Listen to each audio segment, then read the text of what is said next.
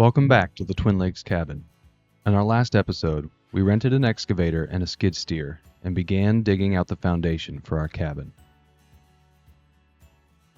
The leaves were already starting to change in the upper elevations, and we were eager to get more progress done before the snow came in for the winter.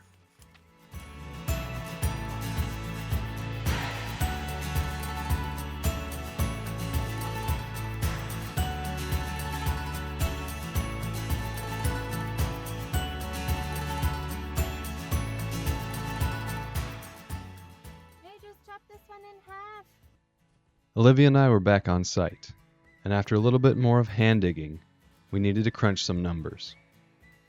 We were laying out where our foundation was going to go and just how much space we needed between the string lines.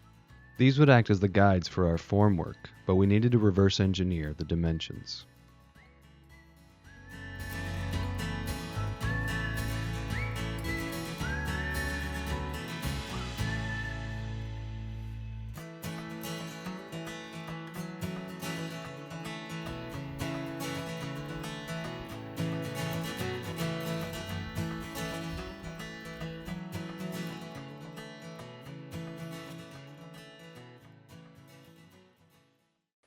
With our building pad sufficiently leveled and our string lines in place, it was time to put up our batter boards to accurately locate the edges of our formwork.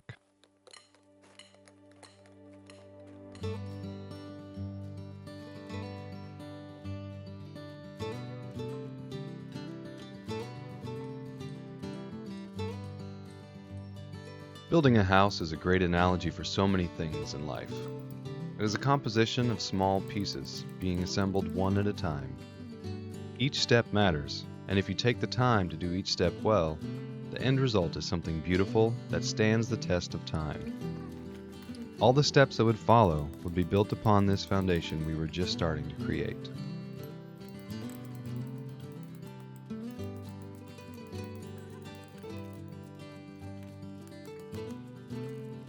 I think architecture inspires us because it's uniquely a human endeavor.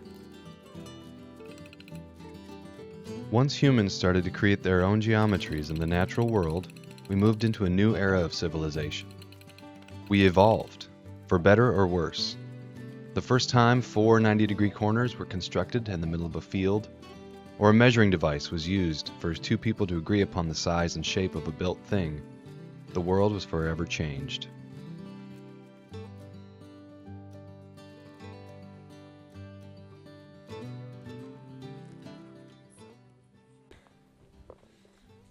Another beautiful day out here, and let's take a look at what we've gotten so far. That's the state of the site as of right now.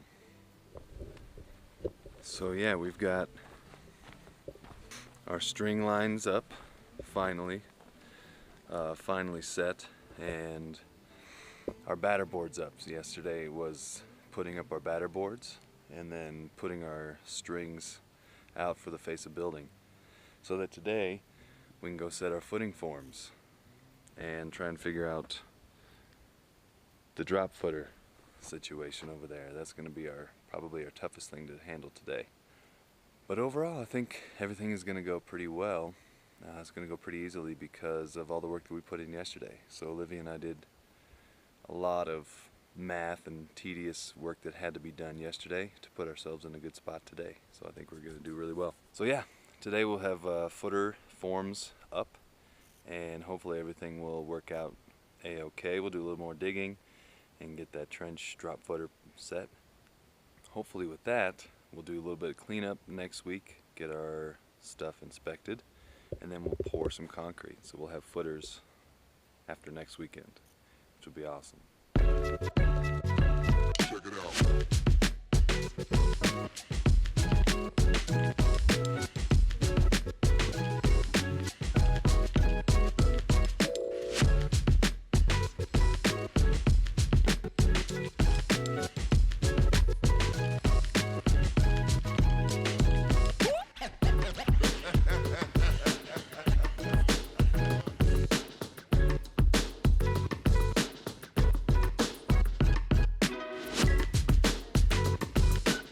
It was time to get serious. The gloves were off, as they say. Well, I guess they were on. Regardless of the state of the gloves, we had gloves, and it was time for us to get serious about leveling out the forms for our footers. This dimension was crucial. The height of the top of this footer was going to set the elevation for the rest of the house. And they had to be thick enough to support the structure of the entire house, not to mention Olivia's upright piano.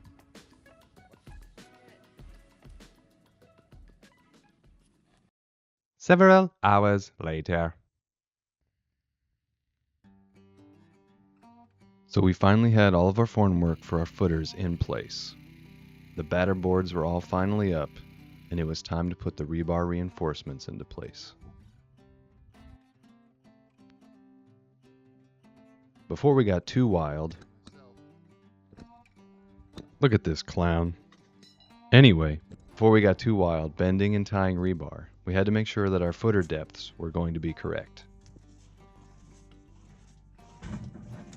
This is the move I like to call shoving things under the bed. Mom won't know, and it looks pretty clean on the side of the shows. I did the cram and slam method in middle school. Cram and slam, Cram and slam. or the stash and dash. Dash and dip.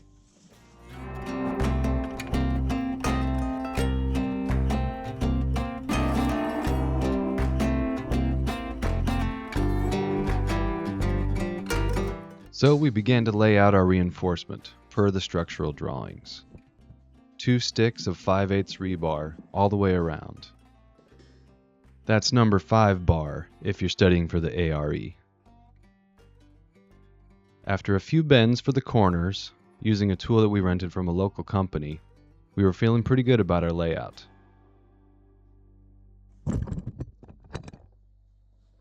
Not this clown again. GoPro, stop recording.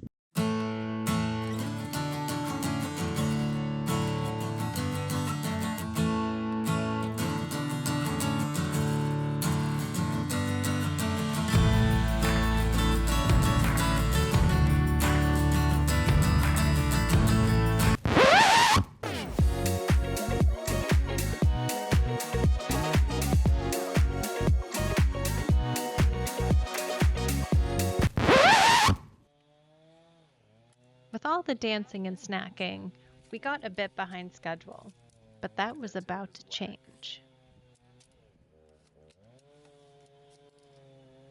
Sorry, I just got a rebuzzer because that was distracting. Luckily, our friends Emily and Mitch came to help us to get caught up again.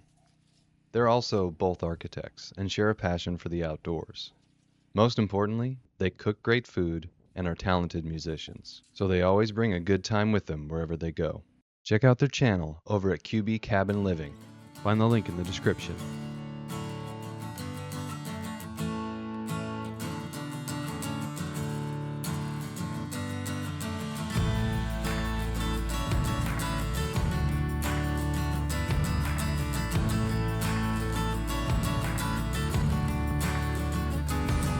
Son of a man who worked his fingers to the bone, just trying to make something out of nothing, you know.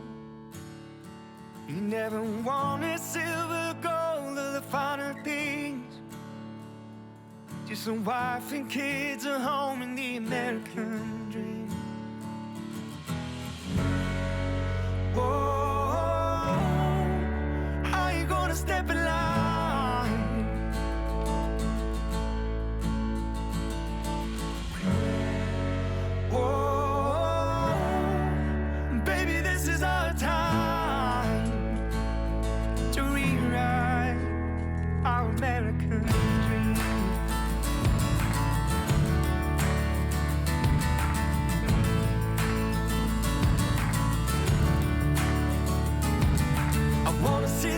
From the edge of my seat, through a big windshield or a plane, not a TV screen.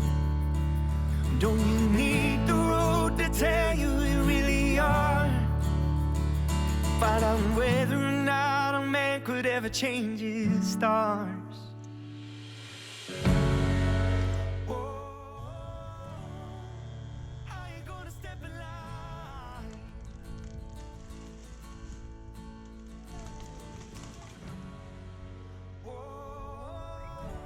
So after Mitch helped us part with one more of our favorite trees, we chopped it up into firewood.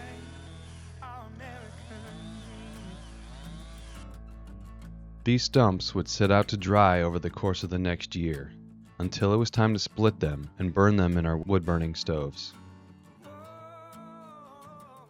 Pretty soon everything was tied off, in place, and we were ready for our first inspection.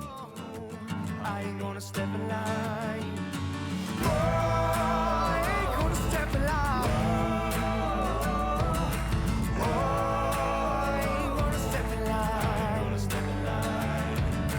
I ain't gonna step in line.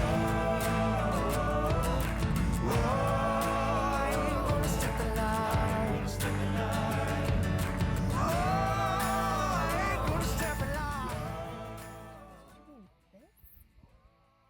What is that? It's our building permit and our first inspection pass. Woo-oo! Way to go us. Thanks for watching, and come back next week to see us pour the concrete in our footer.